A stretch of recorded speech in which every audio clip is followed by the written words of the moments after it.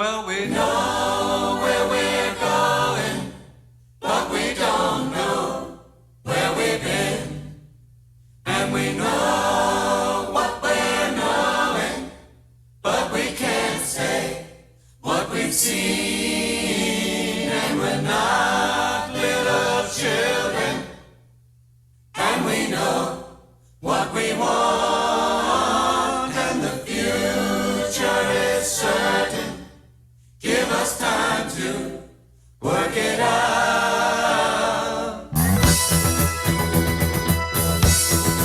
Yeah.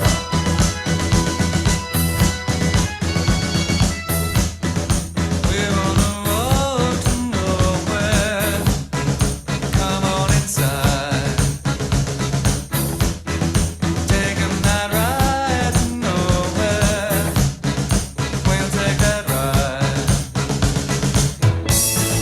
Feeling okay this morning, and you know we're on the road to paradise. Here we go, here we go.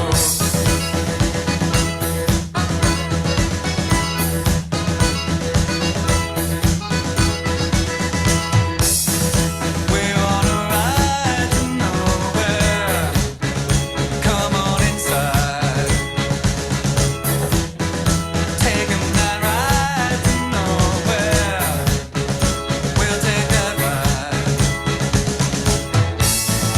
Maybe wonder where you are. I don't care.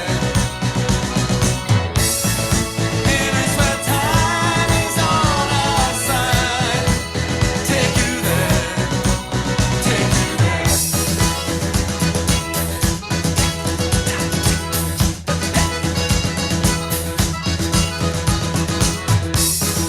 We're on a road to nowhere.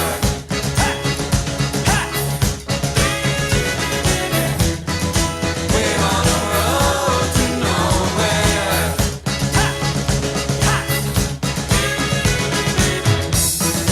We're on a road to nowhere.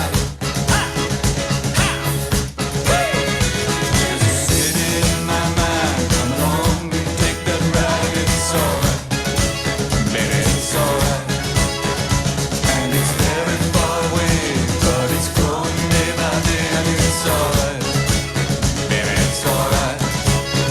Would you like to come along and help me sing this song? It's alright, baby, it's alright. We can tell you what to do, but they'll make a fool of you.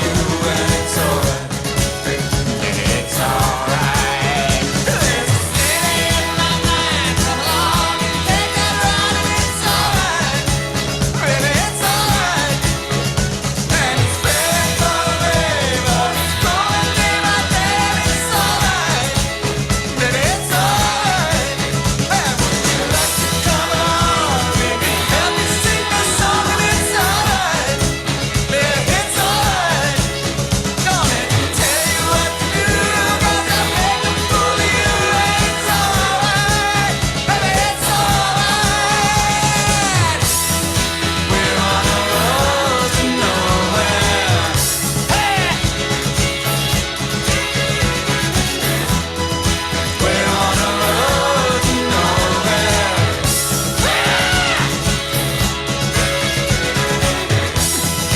We're on a road to nowhere.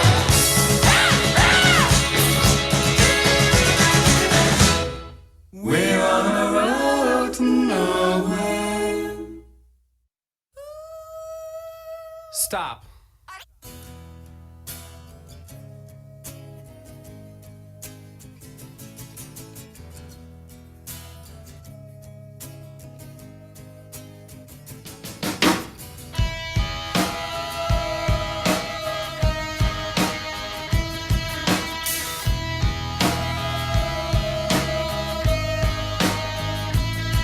With your feet on the air, your head on the ground. Try this trick and spin it. Yeah. Get hella polite.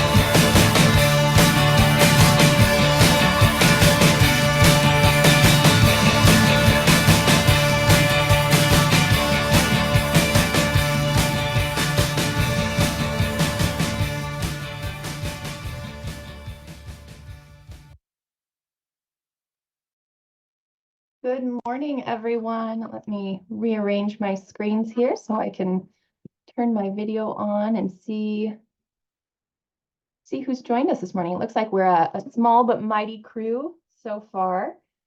I am your host, Leah Case. I'm also moderating this morning for my own presentation and presenting. And welcome, Alan. I see you've just joined. Since we are a small group, and the fact that the blizzard took away a little bit of my time to prepare for this presentation.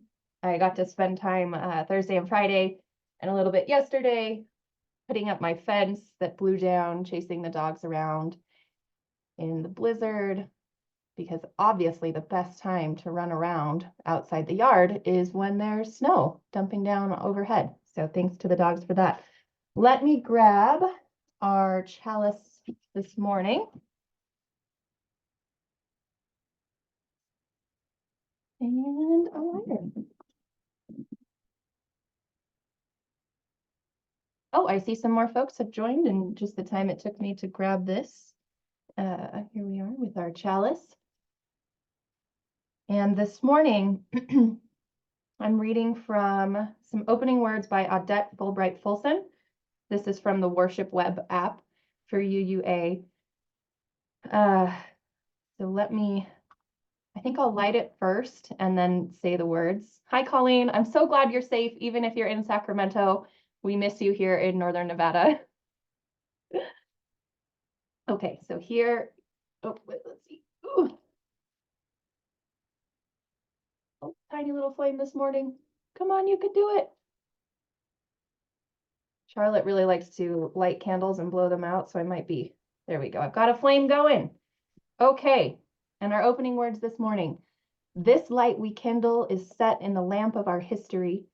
We inherit this free faith from the brave and gentle, fierce and outspoken, hearts and minds that have come before us. Let us be worthy inheritors of this faith, and through our good works, pass it boldly to a new generation.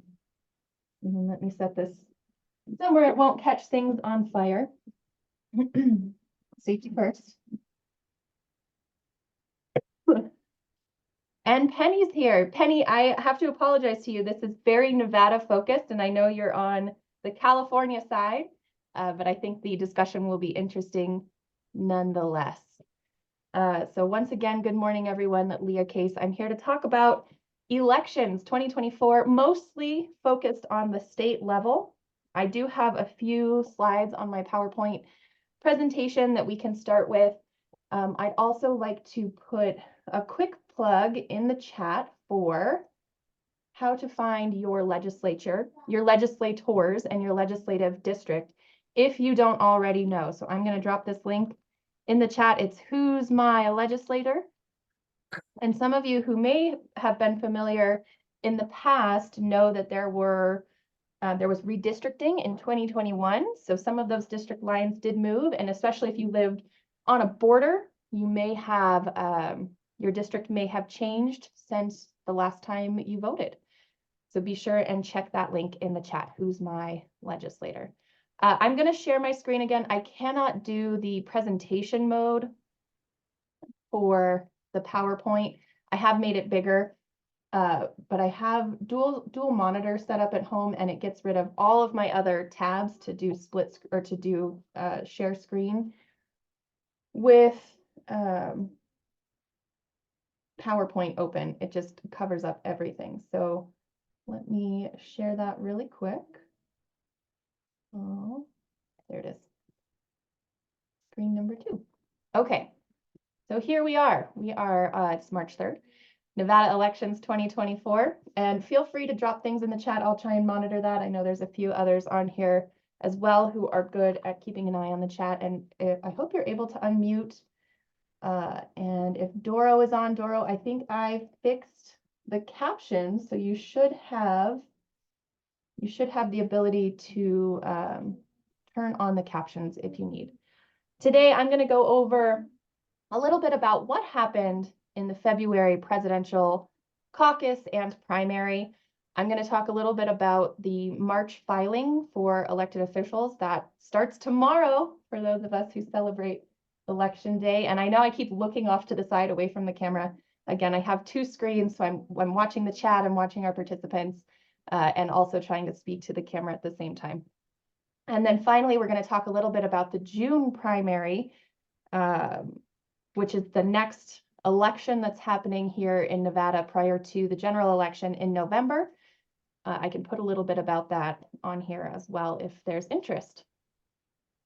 So first, the Republican presidential nomination. What happened? So in February, just last month, if you are a registered Republican, you received a ballot in the mail for the primary. I think it had 3 or 4 names on it, and none of the above. There was also 2 days later a caucus, which was in person only. You had to have your ID with you. There were paper ballots. Why? Why did we have 2 separate presidential nomination events, I guess, happening in Nevada? And the reason is because in 2021, then Speaker of the Assembly, Jason Frierson, submitted AB 126 to the legislature, and it passed both houses and was signed by then Governor Steve Sisolak. This requires that the state hold a primary for presidential nominees. So this is required in state law. The Secretary of State has to follow the law. A primary has to be held. Now, because our elections also have involvement from private parties, and your Democrat and Republican parties are private entities in this, they have the ability, the option to choose to do a caucus, which is what the Republican Party in Nevada chose to do. That was held on February 8th. The parties get to decide how their delegates are awarded. So the primary was held, people voted by mail, people showed up to the polling places to vote. In the primary, it was largely symbolic because there were no delegates awarded to choose the president in the primary. And those of you who were following following any of the news at the time, you'll know that Nikki Haley lost the primary vote to none of the above. So in our primary, yes, I will get the links into the chat. Here is the link for none of the above winning in the primary. And then, of course, the caucus, there were only 2 folks who put their name in to participate in the caucus. One was Donald Trump, and the other, I can't even think of his name, Brinkley was his name.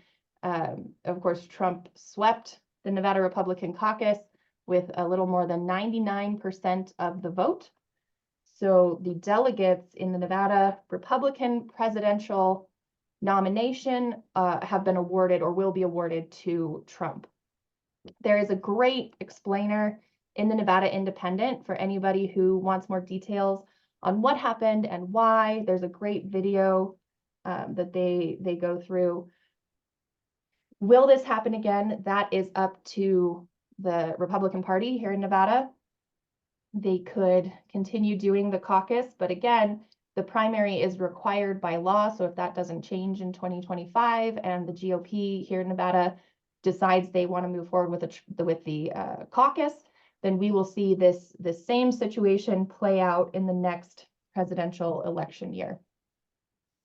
Any questions on the Republican presidential nomination? It happened last month already, so I just wanted to do a quick overview and answer any questions. I will stop sharing and look for any hands or questions in the chat before I move on. And thanks to those of you who are also on camera with me so I can see beautiful faces joining us this morning. Okay, seeing. Wait, sorry. Hi, Aspen. Did you have a question?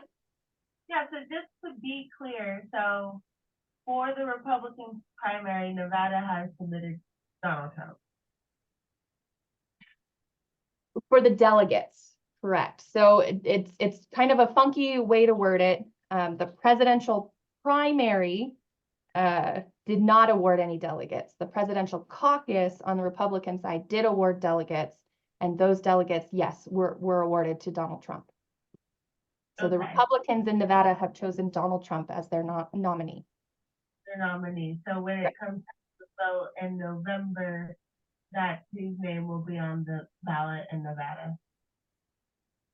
If he's chosen at the national, Oh, okay. right, so Nevada awards delegates, and then at the national caucus event, that is when the actual Republican presidential nominee will be selected. And just as a reminder, the same thing happens on the Democrat side for Republican presidential nominees. There just wasn't that confusion that we saw with the Republican Party here in Nevada because it was just a primary vote right on your ballot. Biden took that one. I think the only other legitimate candidate on there was Marianne Williamson, who was also here in Carson City just a while back to announce her campaign. So I got to meet her at Squeeze In over on Curry Street. Nothing like meeting a presidential candidate at your breakfast place in Carson City. Did that answer your question, Aspen? Yeah. Okay, great. Okay.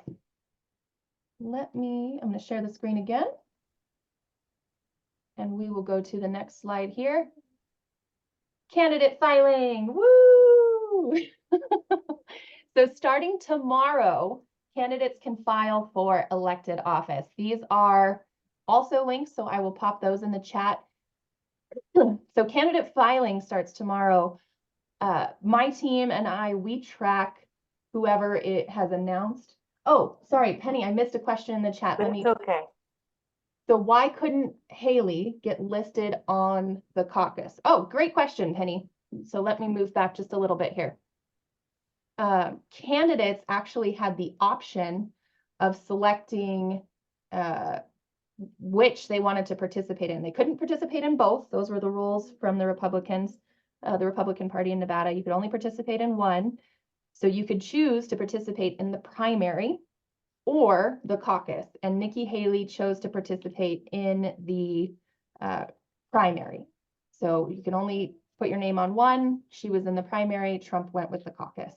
And I'm gonna put from the Secretary of State, they have a myths and facts document for the 2024 election. And there were some folks who said that the Secretary of State could cancel the primary if he wanted to, or that the Secretary of State is the reason Donald Trump was not on the primary ballot. None of that, of course, is true. It's strictly a decision of the Republican Party in Nevada, and that's the prerogative of private parties. They can determine how they run elections. And we'll talk a little bit more in detail about that at the next forum on the 17th when we talk about voter disenfranchisement, election integrity, and what the future of voting could look like. And Penny asks further, was that, did Nikki Haley make that decision before or after it was decided the delegates would be awarded at the caucus? You know, I don't know when she made that decision. The delegates were always going to be awarded at the caucus. I assume, we all know what happens when we assume, but I assume she knew that that was the case. I think she had some statements out about it. And this, you know, we're focusing a lot on the Republican Party here because that just happened in Nevada, but this has happened with the Democrats before. I think it was in Washington, D.C. with Sanders and Biden. And I think it was the primary went for Biden and the caucus went for Sanders, but the primary awarded delegates. That's in the link I sent to you. So Nikki Haley, you know, likely had the information before making her decision to run in the primary. And that also could be, this is pure speculation on my part, but that also could be her attempt to distance herself from anything Trump related. We see that in the media now that she's trying to show herself as an alternative to Trump for the Republicans. And participating in the primary versus the caucus was definitely one way to differentiate herself. Okay, back to candidate filing. So that is happening, it starts tomorrow, it runs through the 15th. So by the 16th, we will have hopefully, a complete list of our legislative candidates and local government candidates. My presentation today focuses specifically on the Nevada legislature. I will have a brief overview of our congressional and Senate elections. So at the federal level, I'll talk a little bit about that. As you can see, I'm very excited about spreadsheets that I get to share with you. So let me put 2 links in the chat here. This first one will be the legislative candidate announcements. That is here. And then the second one, and one that I don't track as much professionally, but that I do monitor for my own personal knowledge, is the local government and education. So I've said candidate filing starts tomorrow. Why do we have announcements? Where is this information coming from? Great question, Self. Candidates can announce that they're running anytime. Typically, we'll hear from the incumbents. The incumbent means that they have already decided to run and they are currently in office. So we'll hear from incumbents typically pretty early on what their plans are. And then there's always a surprise at the last day. And let's take a look at some of these spreadsheets really quick. I say really quick, that's like the majority of my presentation is spreadsheets. So we can talk about this. So these are the federal races, and let me give you some background on how these spreadsheets are created. You'll see at the top that we have Democrat, Republican, nonpartisan, and other. In Nevada, the other category includes the Green Party, the Independent American Party, let's see, the Tea Party, and I think there's an unaffiliated. So I take all of those under the other category and put them all together. So I do a little bit of math in the background. If anybody is curious on how I get these numbers, I can show you. The numbers for Democrat, Republican, and nonpartisan come from looking at the total number of registrants in that district divided by the total number of people who live in that district. This first office here, we're in the federal races. So Senate is a statewide race. So this is our statewide voter registration breakdown. You can see Nevada is 30.56% Democrat, 28.87% Republican, 33.35% nonpartisan, and 7.22% other. So again, that is the statewide breakdown. You'll also notice that I have different shading in these registration breakdowns. This is me personally, my method is to consider any race that has a 5% voter registration advantage or less competitive. And I indicate the competitive nature of a race or there being no advantage to any particular party by highlighting them in gray. So you can see here up in the statewide office, this is for Senate, where Jackie Rosen highlighted in yellow, that's our incumbent. There is no advantage between the parties. A little further detail here. Again, none of this is official. These are all folks who have either announced, online, they've told us in person, they've done some social media outreach, maybe there was an email. So these are folks that have said they intend to file for office. These spreadsheets are subject to change up until March 15th when we finally see who really puts their name in the hat. So you can see here in the Republican field, we have, oh, bye, Colleen. Good luck on your flight. So you can see here on the Republican side, several folks have indicated that they want to run for this office, meaning that there will be a primary for the Republican Party here in June. So in June, if you are registered as a Republican, you will need to, or you will have the opportunity to select from these candidates for Senate. Moving down to, I'm just going to skip over the races that don't cover our region, the Northern Nevada region. So Congressional District 2, that's what CD2 stands for, includes Washoe, and here, me in Carson City, and rural Northern Nevada. There will likely be some folks, some Democrats who run. They do every time. I haven't seen any announcements from candidates yet. Again, I don't track federal as closely as I do state, so if you have other information, please feel free to chime in. Right now, Mark Amadei is our incumbent. The double asterisk before his name means he signed the no tax pledge, which is put out by Chuck Muth's group. And there's somebody at the federal level who looks at that too. But it's a conservative movement that says we won't increase any fees, we won't put in any fees, we won't raise or put in new taxes, which kind of makes governing difficult. You know, if you can't adjust or increase or make any changes to fees and taxes, you've kind of tied your own hands before you started. That is Leah's personal opinion. If you are a fan of the no tax pledge, more power to you. We're all on our own journeys with our own beliefs. So that's my little editorial there. The registration data here is current. It was just released by the Secretary of State on Friday evening. So I updated the voter registration yesterday. So all of this is as current as we can possibly be. So that's the federal races. I am going to scooch down to the second page where we start the Nevada Senate races. So this is the Nevada Senate here in Carson City. There are 21 seats total in the Nevada Senate.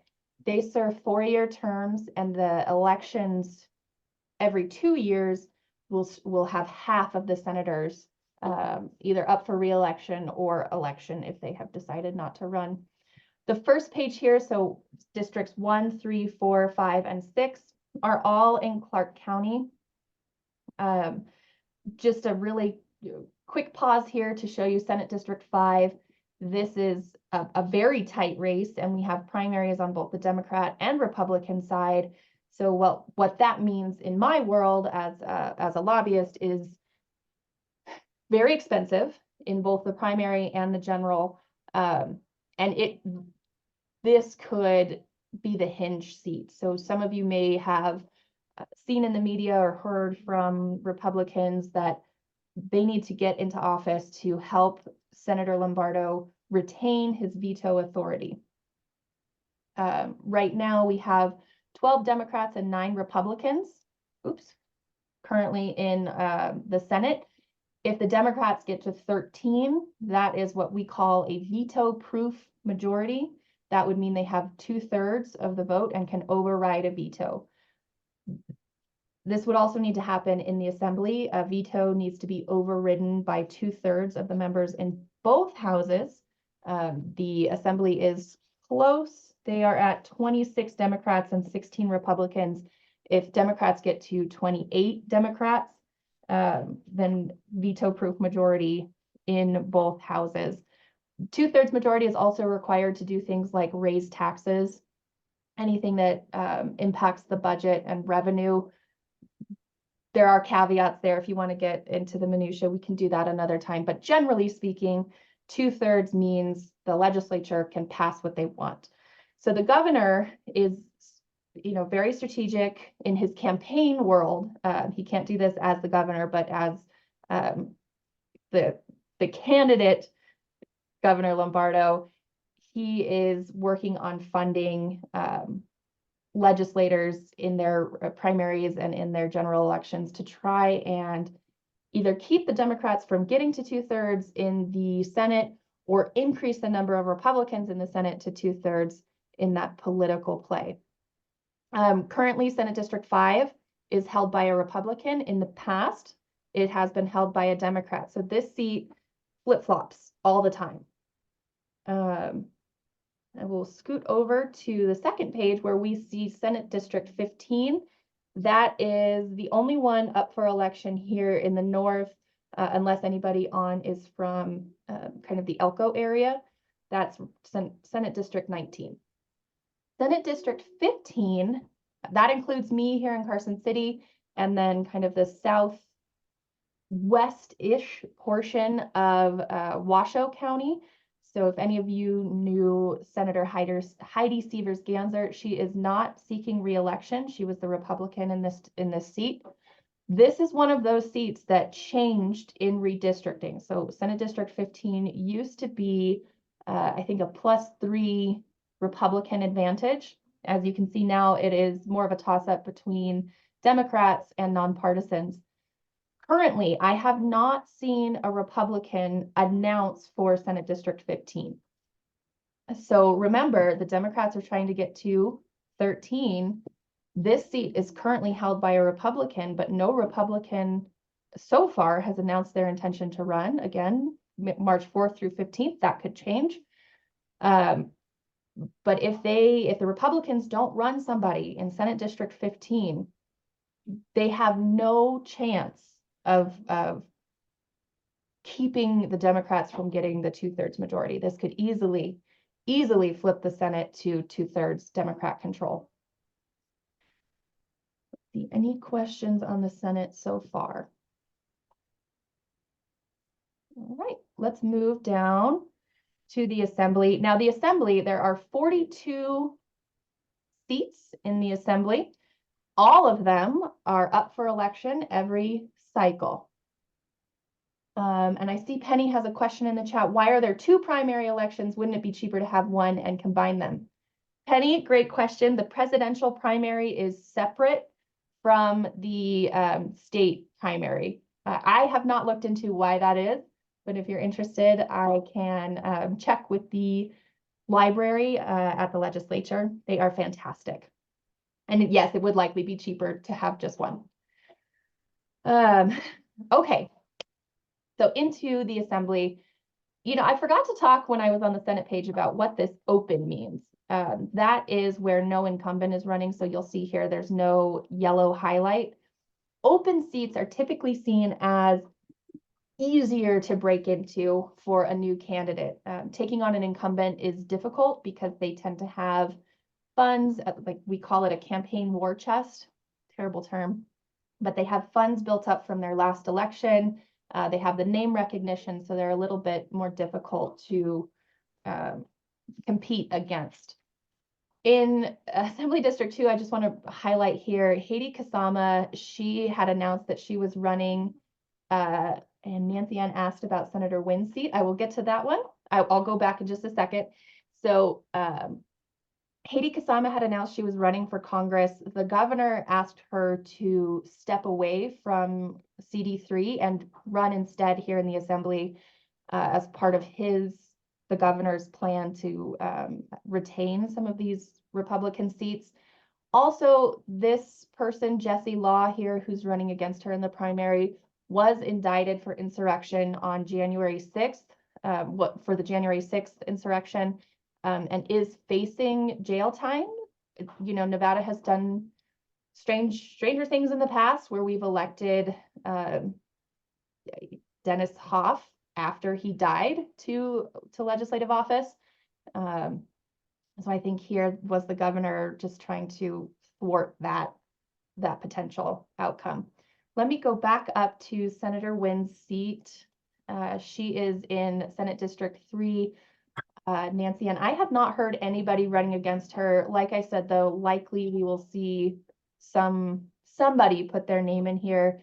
It's uncommon, especially for the Republicans, to not find a candidate. In past elections, Republicans have always managed to find somebody to run, even in these seats where they have single-digit voter registration. They're typically good at finding somebody to run. No, Senator Wynn is not termed out.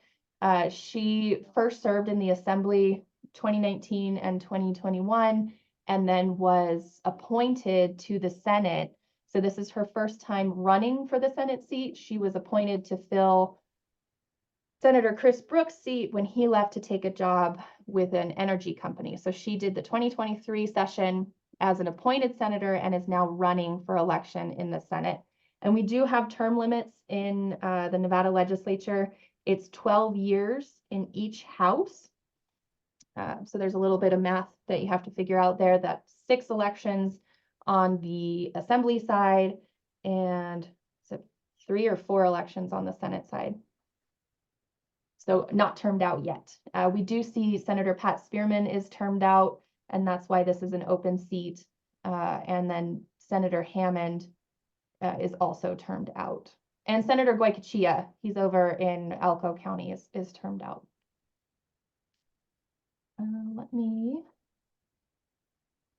We also have an assemblyman win. They're not related, but I wanted to highlight Assembly District 8 because this is the first time I've been doing this since 2015, comparing voter registration statistics.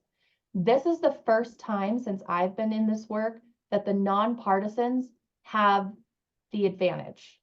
Now, what does that mean? Absolutely nothing, because nonpartisans do not get to vote in the primary. They have no choice there. They only get to vote in the general election.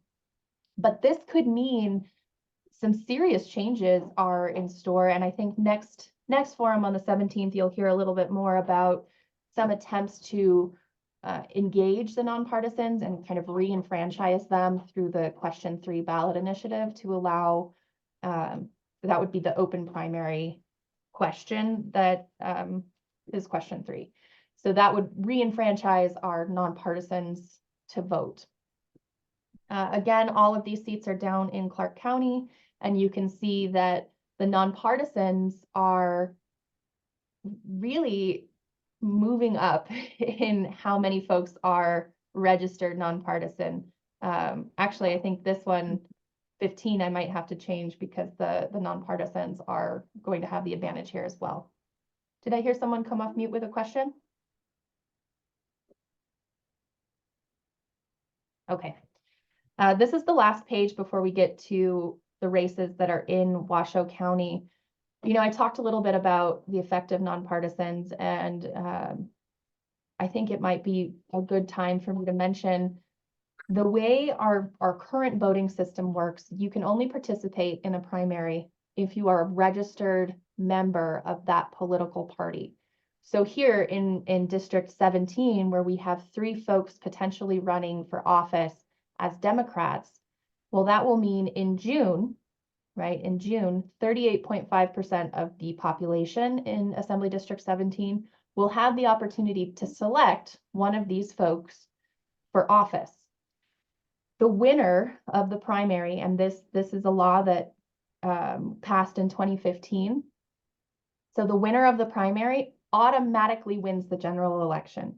So that means these 17% of people, the 37% of nonpartisans and the almost 7% of others in this district do not get a choice in their elected official for the assembly, only the Democrats. And we see that in many races. You know, it just happened that I was on this page to talk about it. Here we go with our first assembly district up for election in Washoe County. This is Assembly District 24. Some of you may be familiar with Erica Roth. She's a public defender in Washoe County. And disclosure, also a friend of mine.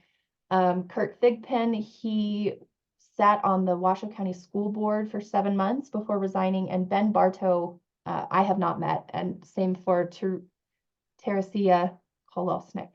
Haven't met that person either.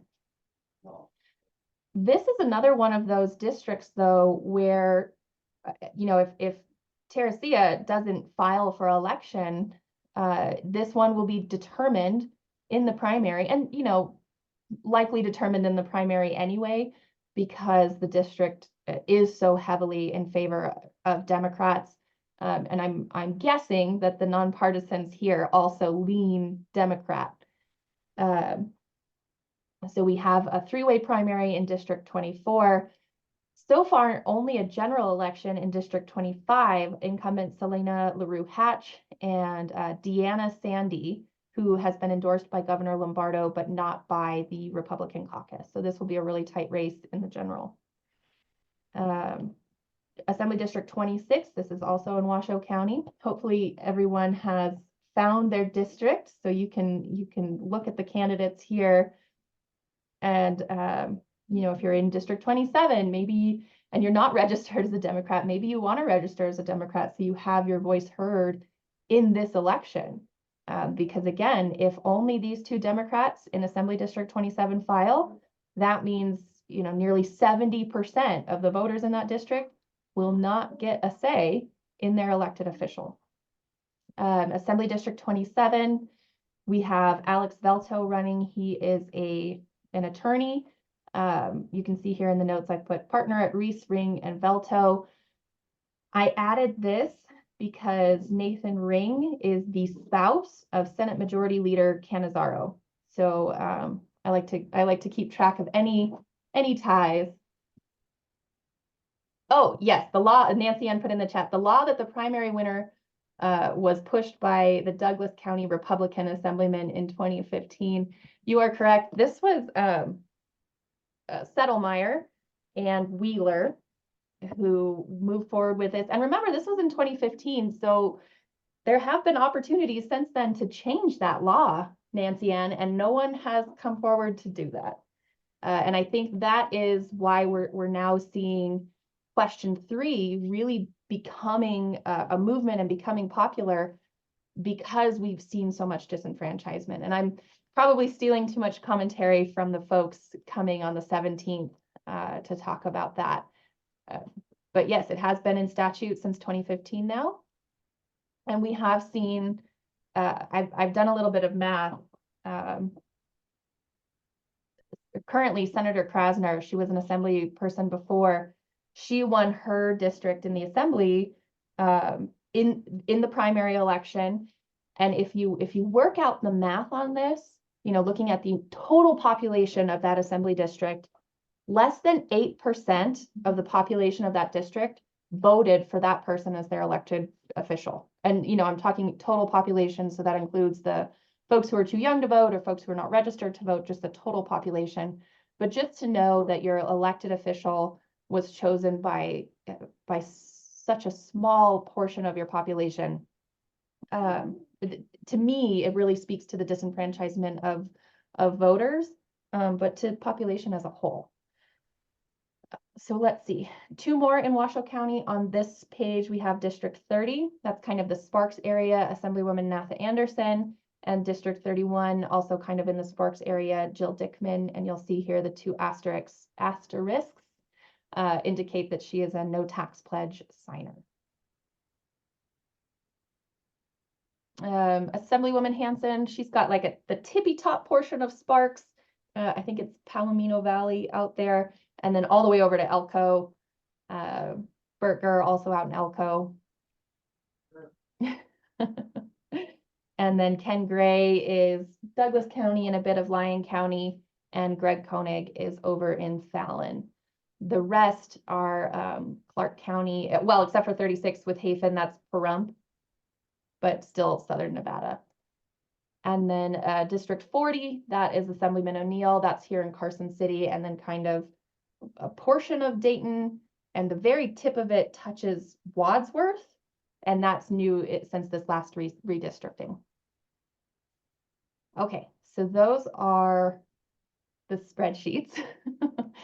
I update these as often as possible. Let me stop sharing really quick and see if there are other questions. Nancy Ann, what's your interest, if I can ask, in Senator Wynn's seat? Nothing in particular, just that I was interested because it said that she served 3 sessions. Oh, yes. Yeah, so I just track how long folks have been in the legislature, and I let me make sure it's clear on there. I think it just says served 3 terms in Assembly and Senate, and that's me just trying to squish it all into the box. But her 2019 and 2021 terms were served in the Assembly, and then 2023 appointed to the Senate. And Senator Wynn is also leading the decriminalization of psychedelics effort. So that's, I know several folks are interested in that topic, both for and against and neutral. So she's kind of the leader in that movement. Which candidate did you say was Senator Canizaro's husband?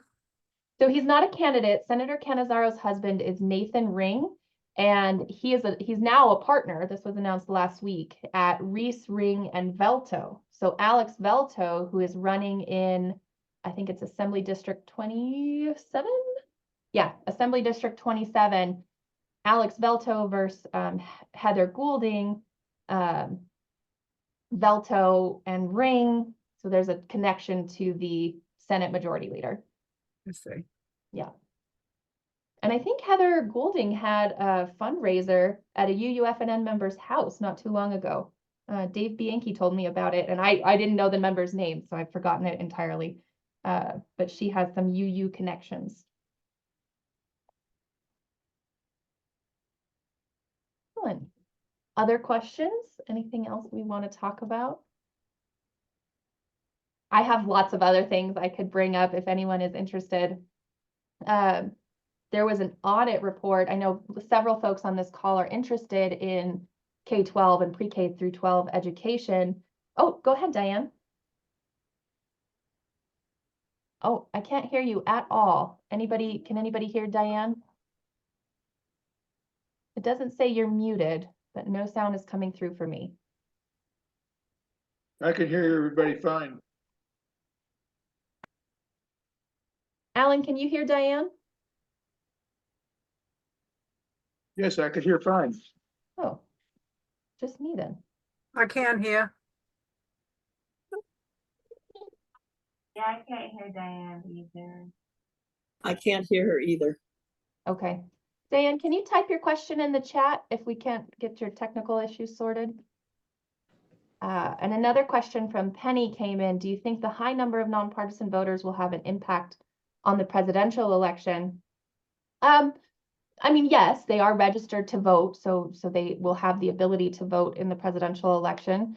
The increase in nonpartisan voters, there's several schools of thought on what is happening there. We do have what's kind of known as the motor voter law. So when you have any transaction at the DMV, you have the opportunity to register to vote and update your registration, your voter registration.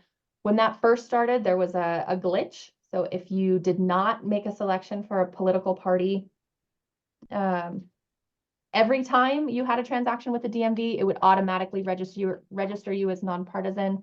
So in the 2021 election, we do know that several folks, had re-registered their cars, and maybe they were registered as a Republican or a Democrat, and because they didn't select a party, they were registered nonpartisan and didn't find out until the primary. There is, okay, I see your question, Diane. That has been fixed, so it no longer happens, but you do, if you are registering to vote for the first time at the DMV and you don't select a political party, it does default to nonpartisan. Diane asks, is there someone we could target with postcards? A recommendation, please. I'm making some guesses and assumptions here. So are you wanting to target a legislator with postcards to let them know about your issues? Okay. So definitely you should target your own legislators. So whoever's district you live in, if you go to that Who's My Legislator link, it will bring up the contact information for your legislators, and you would write a postcard and say, I am Diane Crown. I am a constituent. Those words are very powerful. I am a constituent. And then list what you'd like to talk with them about. Otherwise, contacting the majority leaders in both the Senate and the Assembly, and the minority leaders. So majority just means whatever political party is in power currently in the legislature, that is the Democrats. So in the Senate, that's Senate Majority Leader Cannizzaro. And in the Assembly, that's Speaker Steve Yeager. Both of them are trial lawyers in Southern Nevada. And then if you are interested in having your voice heard by the Republicans, you would reach out to Senate Minority Leader Dr. Robin Titus. And in the Assembly, they have a couple folks in leadership. I think they have a three-way leadership. So PK O'Neill here in Carson City, Haiti Kasama, and Greg Hafen.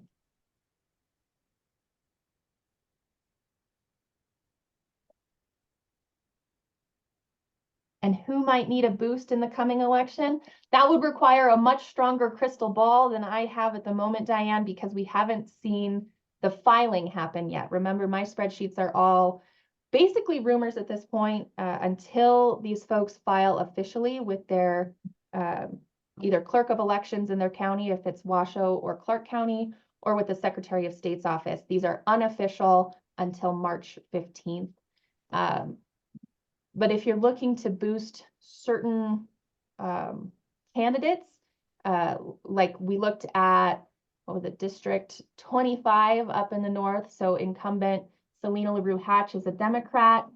She actually came and spoke at UUFNN. I think, oh no, District 27 has the church in it. And Deanna Sandy, so District 25 is a really close race. Both of those, if you wanted to highlight Selena, you could do that. If you're a fan of Deanna, you could highlight her. Anywhere where you see those really close numbers, those are the districts that will need boosts. And if you have a favorite candidate, they might ask you to host a fundraiser at your house, help them walk the neighborhood and knock on doors, mailing postcards, those sorts of things. You the vote, are you saying it's too early?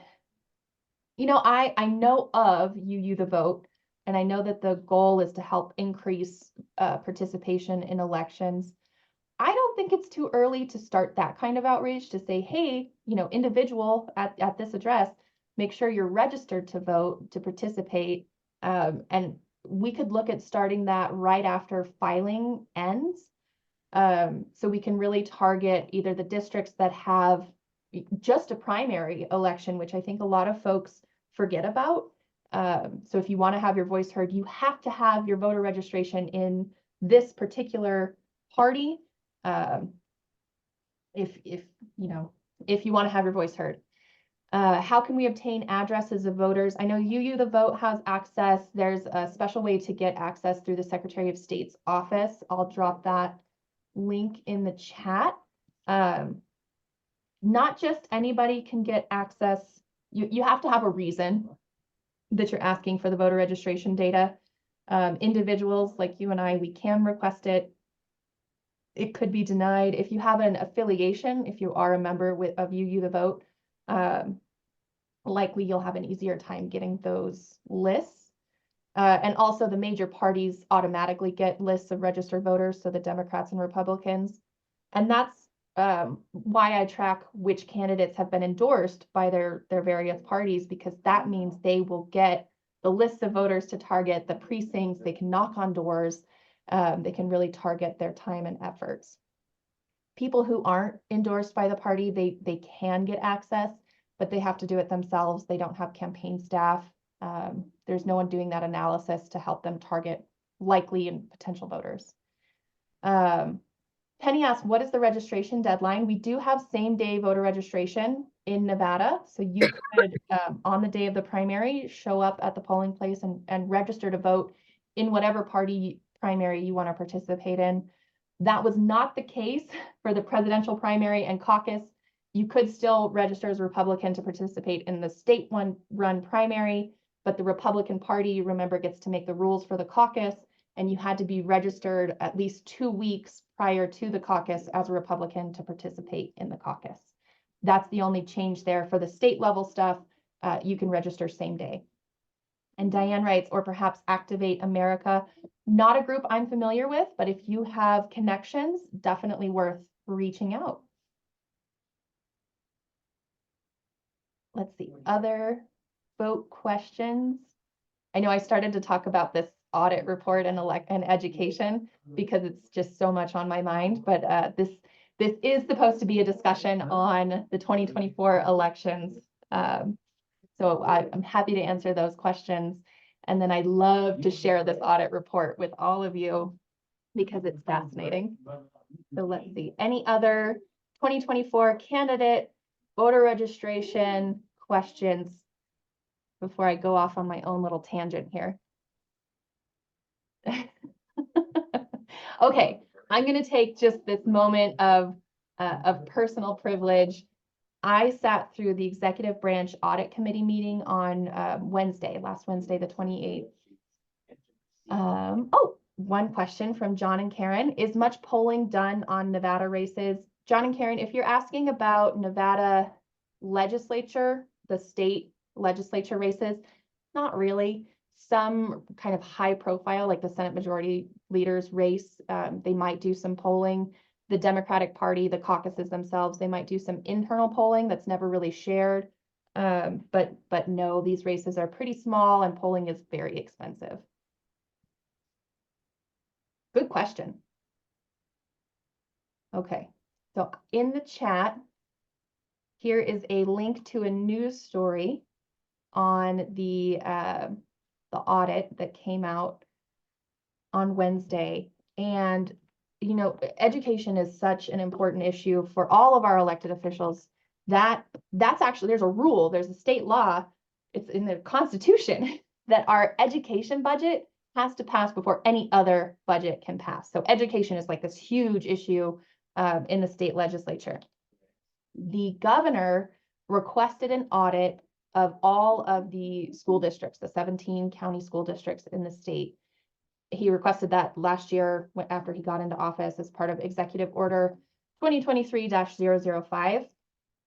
And I listened to the presentation of that audit on Wednesday, and it was one of the most fascinating audits I've ever heard in committee meetings I've ever sat through, just in the decade that I've been doing this.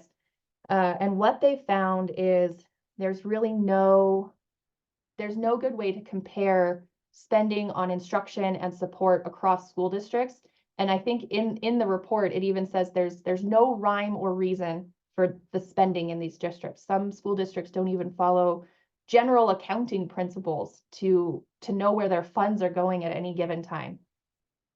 So if you're interested in what is going on in the K-12 education system and where the governor is kind of heading, you know, he released his strategic plan. It's only 9 pages, it's very broad. But this audit report has specific recommendations for the K-12 pre-K-12 education system. And I have to keep correcting myself from K-12 to pre-K-12 because this audit indicates that the governor is interested in expanding access to preschool by funding those seats. Also of interest is access to school meals for all kids. In Clark County, they managed to organize their schools in such a way that they're eligible for the community eligibility provision at the federal level. So all students in Clark County get free meals. They managed to make it work. That's something that me personally, I'd love to see in the rest of the state, you know, trying to get all of that paperwork filled out to make sure kids can eat, or having kids turned away from being able to eat food because they owe a balance on their lunch. Just it rubs me the wrong way. And I think that also goes back to one of our principles on being welcoming and accepting. You know, what's the first thing you do to welcome someone into your home when they come? What is that nature of hospitality?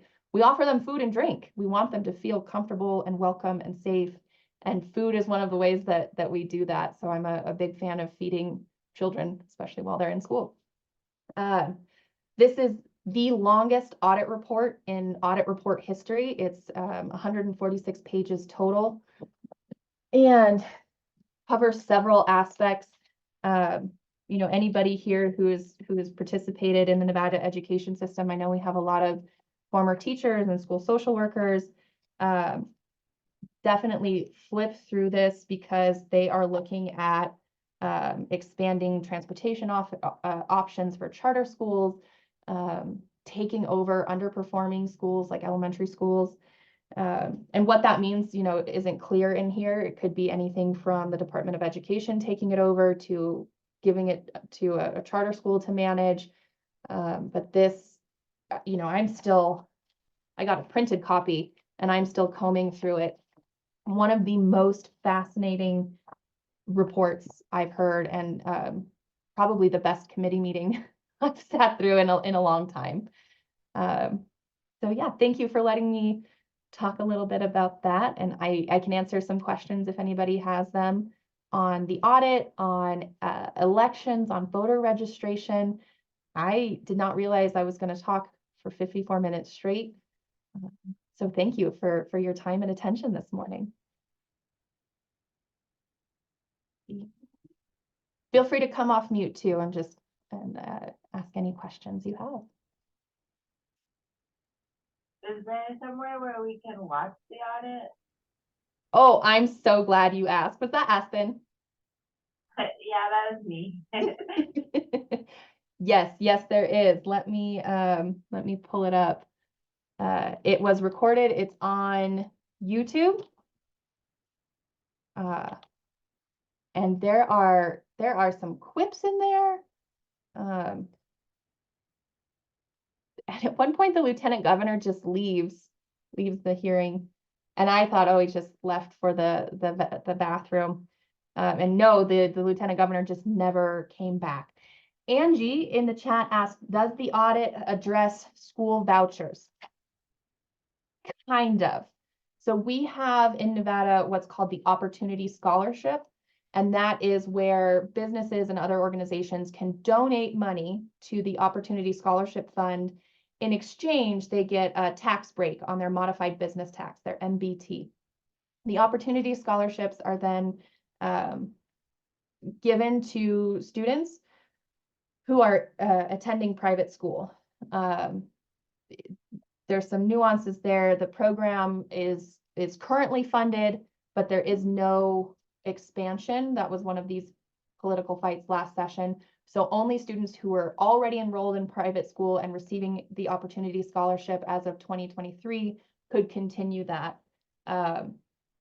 There were some discussions about what are we going to do for siblings of these kids who plan to go to these same schools, and some money was made available for those kids to fund their private school tuition as well. But it's slightly different than the voucher system that we see in places like Arizona. But yes, Opportunity Scholarships are addressed in this audit. Yep. And of course, because the governor requested this audit and he is an Opportunity Scholarship school voucher champion, the audit is more direct in saying we need to expand Opportunity Scholarship access. So audits are a good way to find out where the direction of our executive branch. The audit also found that our Read by Grade 3 program is failing. Nevada has a requirement that at least 43.6% of students in 3rd grade read at grade level. We are not meeting that metric. So that's another big focus of the governor next session, is to try and increase reading rates and grade level adequacy. One of the ways to do that is expanding access to preschool seats. Nancy Ann asked, is there a difference between charter and public school audit results?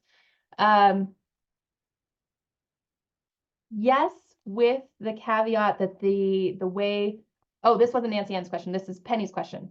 Oh, no. Oh, Penny also asked, are some of the charter schools public schools? Okay.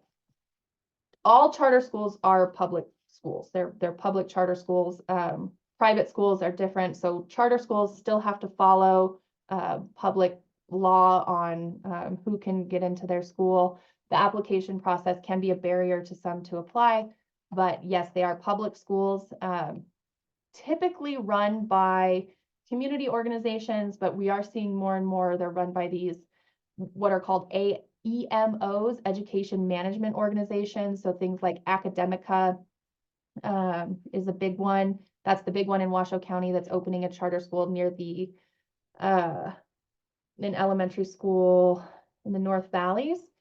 The difference between the charter and public school audit results really comes down to, and I'm trying to flip to the page in here, but they're spending on instruction versus support.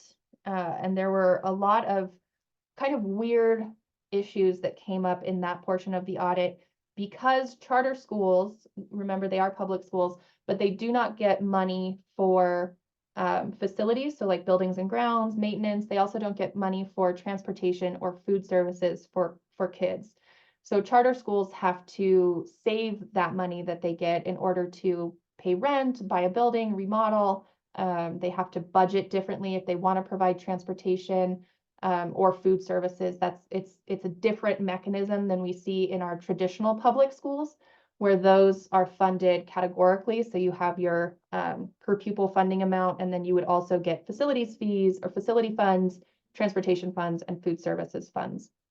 Charter schools only receive the per pupil funding amount and have to fund the rest of those typical costs out of it. So yes, there was a difference there. as far as what charter schools and public schools are spending their money on. But again, one of the most interesting parts of this audit is just how few of our school districts, including some charter schools, and remember, some charter schools are independently managed. They could be managed by a national organization. They could be part of the State Public Charter School Authority, which is its own school district. And there are 8 charter schools in Washoe County that are overseen by the Washoe County School District. So those are school district sponsored charter schools. I only know 2 of them off the top of my head. One is Mariposa. It's an elementary school in Reno with 100% of the students non-English speaking. And then ACE is the career education school by the airport. And they do building trades, so like construction, diesel mechanics, things that are just too expensive and big for a traditional school to do. And Angie is going to run for state government when she's dead. Excellent. Yeah. Pulling a book out of Dennis, or a page out of Dennis Hoff's book. Penny says, if charter schools are public schools, are they required to accept all students with disabilities? Yes, with a caveat here. I know of ACE in Reno in particular. That's the building trade school. So if a student with disabilities, their disability means they can't be safe around like power tools, then they wouldn't accept that student. But I don't think that's ever happened at ACE. Students have been expelled from there because they're unsafe with power tools. You can't shoot a nail gun at somebody, right? You can't mess around with a saw or a welding gun. So you have to take those things into account. But yes, charter schools are required to accept students with disabilities.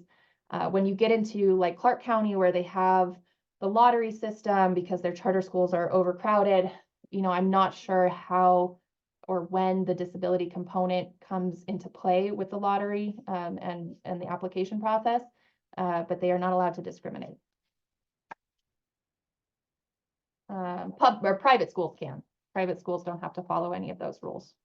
And neither does homeschooling. I don't know if that matters to anyone.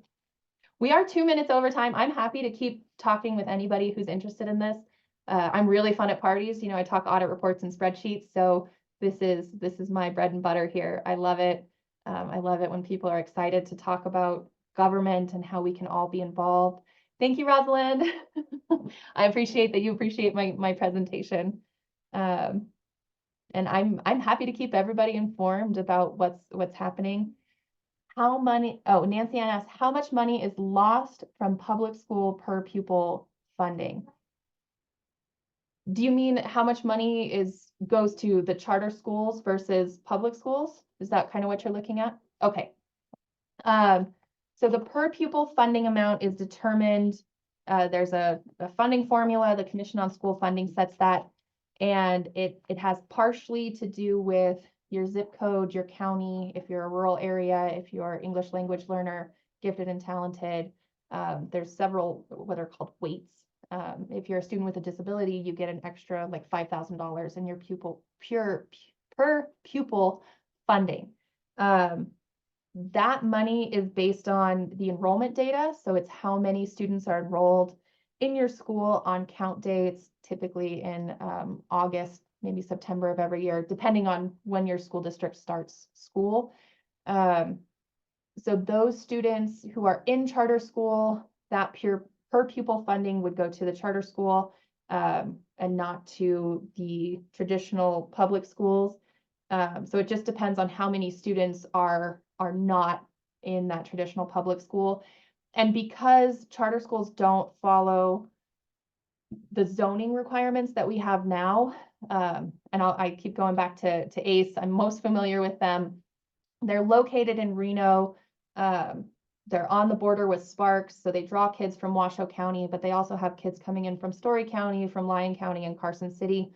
All of those kids from outside of those areas would be funded at a different level because they live in different counties. So I don't know that I could give you an exact amount that is going from a traditional public school to a charter school. But if you think about, we'll just say $7,400 per pupil, giving an average number there, that's about how much money is taken out of a traditional public school per student that leaves and goes to a charter school. Is that helpful? And it's slightly more in Clark County. It's about 8,600. There are some portions of Washoe County where it's 5,600. So there's still a wide discrepancy. Is there anyone in California I can contact to become informed in California elections and/or education audits? That's a great question, Penny. I may have to get back to you. I do have some friends in California who are policy and election nerds, and they might have some directions for you. Things like, joining your local conservation club, or sometimes Rotary will do these sorts of events. Your Chamber of Commerce, if you have a local Chamber of Commerce, often very involved. But I will look for something like this that exists in California for you. Thanks. Absolutely. Thanks for sticking through a Nevada elections presentation. Sometimes I think I know Nevada better than I know California. California is hard. California is, 10 times the size population-wise of Nevada. And their lawmaking process is different than ours. Here in Nevada, we have every other year this legislative session, and then we have the regulatory process in the interim, which is where we are now. California doesn't really do that. You guys make all your laws at your legislature, and it's a lot. And you're full-time, so 9 months out of the year. Well, plus I moved to Ridgecrest when I moved to California. So I've never lived in San Francisco or LA or any other county than Kern. And our politics, I think, are a little bit different, being a rural county and yeah. a poor one at that. So anyhow, that's California. But thank you very much. You've been very Absolutely. enlightening. Oh, I'm so glad.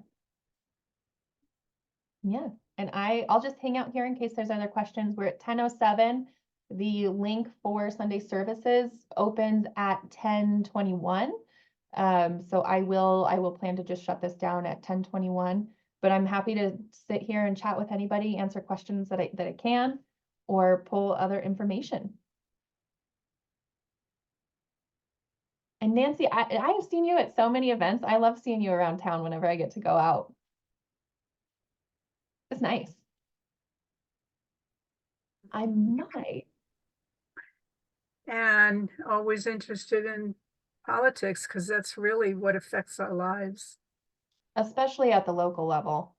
Yeah. Well, let's see here. I tried uploading these spreadsheets that I presented into the chat. Anybody available to let me know if that works? Those also have links to all of the candidates who have websites, so you can kind of check out their platform and compare them. They typically have contact information, either an email or a phone number. So if you want to reach out to somebody who's running in your district or a neighboring district, you just want to reach out for funsies, feel free. The spreadsheet that you used originally, was that yours or was that out of the legislature? I create that. You created it. Mm-hmm. Thank you. That was informative. Oh, good. Thank you. Mhm. And the link to the Secretary of State's office page will get you to the raw statistics. So if anybody is interested in what those raw data look like, you can check it here. Feel free to check my math. And those are updated on the 1st of the month by the Secretary of State. Well, it seems offhand to me, and I'd like your reading on it, that Springmeyer attempted to not have any outside input and merely Republican stalwart input into who got elected when no one else ran. Mm-hmm. And look what's happened. Now there's a very high likelihood, it seems to me, that I believe it's question 3 will pass, because there are so many nonpartisans who want to have some input into primaries. So maybe eventually we won't have primaries with the seriousness that we have now, or at least not run the same way. Yeah, I see that.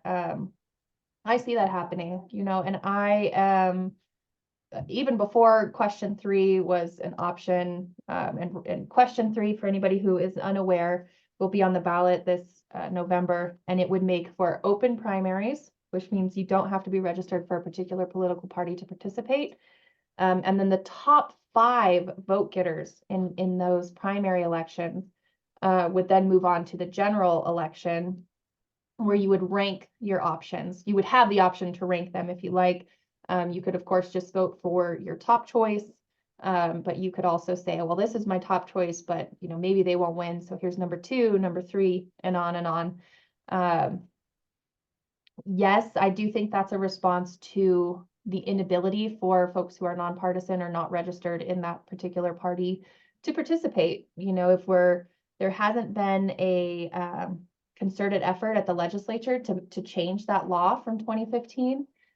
So folks are upset. They want to have a say in their elected official. And we saw things like that earlier during just the presidential primary and caucus, where there were folks, you know, there were teenagers who were just eligible to vote, and they registered Republican, and they showed up at the primary, and Trump wasn't on the ballot, and they were turned away and didn't get a chance to vote because of this kind of confusing system. Will question 3 solve that? I don't know. It will make it different.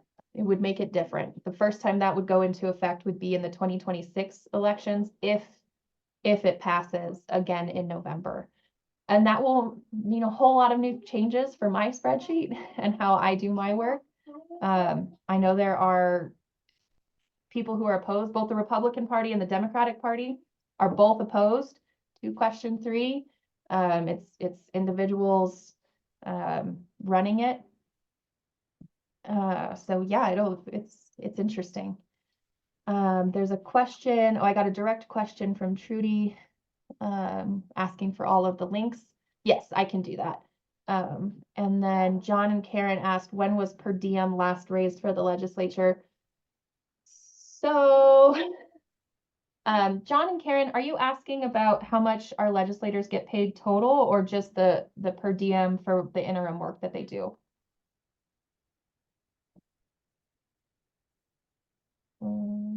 I don't know that I could give you an exact date.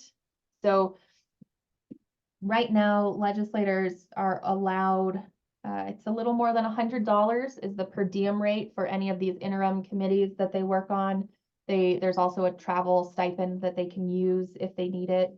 So it's about $100 a day. It's the same rate you would get reimbursed if you were a member of a board that, you know, one of these public bodies. So you and a legislator would get the same rate.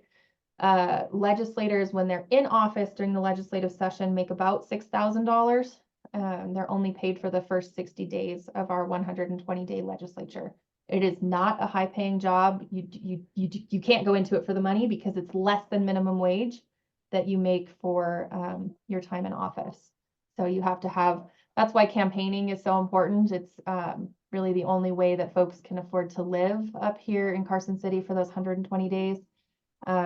They also don't get health insurance. So our legislators, unless they have, you know, several of them are retired and have Medicare, or the public employees benefits. But for those younger folks, you give up your insurance when you leave your job for those 4 months. So it's a challenge to get people to run for office for all of those reasons and more.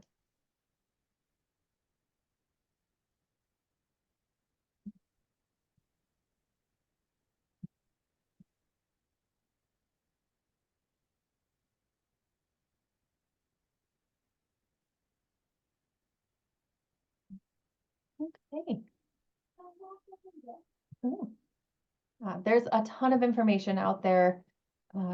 If you want to dive deep into it, I know I put the Secretary of State's website on there, dig around in there, the legislative website. You can dig around in there. Questions can be asked to me. You can ask them to the Legislative Council Bureau Library. Constituent services, you can ask your elected official when you find your district, go in there and ask them for their opinion on any of these topics or what they think about voter registration and primary participation. Just get to know them. I think it's kind of cool. Hello, Smells. All right, we are at 10:15. I know I said I'd keep this open till 10:21, but I know several folks have left. So any other questions we should chat about before we adjourn our forum and move to Sunday services? Just one. Yep. Let me just make sure that I understand this accurately. Private schools do not get any pupil per diem. Private schools do not get the per pupil funding, correct? Correct. That's correct. That's correct, yeah. Private schools do not get per pupil. So the only charter schools that get per pupil funding are public charters. Correct. And public charters must take all children, except for ACE because of its Well, special status. I'm sure there are other schools that have similar safety requirements. But yes, they cannot discriminate based on disability or LGBTQIA plus status. They are bound by those same requirements. Okay. Thank you. Yeah, absolutely. I think though, Nancy Ann, it's probably harder to track discrimination at charter schools because they do have those application processes. So we just may not catch it as much as we do for traditional public schools. And you were saying that this Mater Academy that is now apparently going to put up a school across from Alice Smith Mhm. in North Reno, that one is a national group? Yes, they are. So Academica is the one, they're an education management organization. So they own several schools. I think they're based in Florida, and they operate schools like that in several areas. So there is an ability for these outside national education management groups to open charter schools in Nevada. And inside baseball, we are likely to see some restrictions on EMO's next legislative session. Trudy asked me in the chat, is AACT a charter school? Let me look that one up really quick.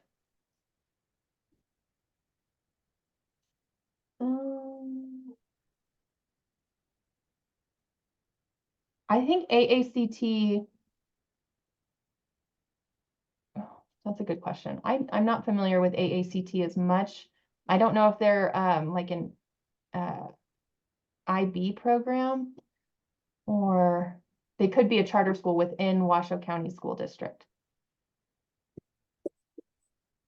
Because up until I want to say like 2011, school districts could sponsor, they could create their own charter schools, which is how ACE got created in Washoe County. This was during that, right after the Great Recession, when schools were pulling their funding for like shop classes, anything that's kind of expensive, woodworking, mechanics, all of that costs a lot of money to educate kids. So most surrounding high schools got rid of those programs, eliminated them in the budget cuts, and then ACE popped up as this one-stop trade school sponsored by the school district. So it's still part of the Washoe County School District as a charter school. And AACT, yeah, I'm not sure. It says they are a school within the Washoe County School District.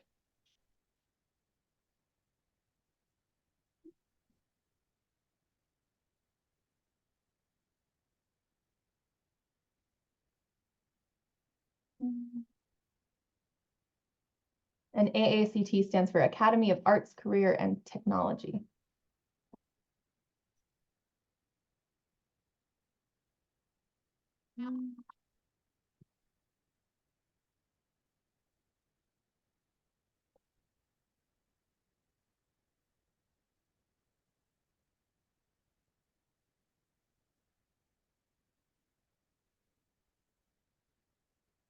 Okay.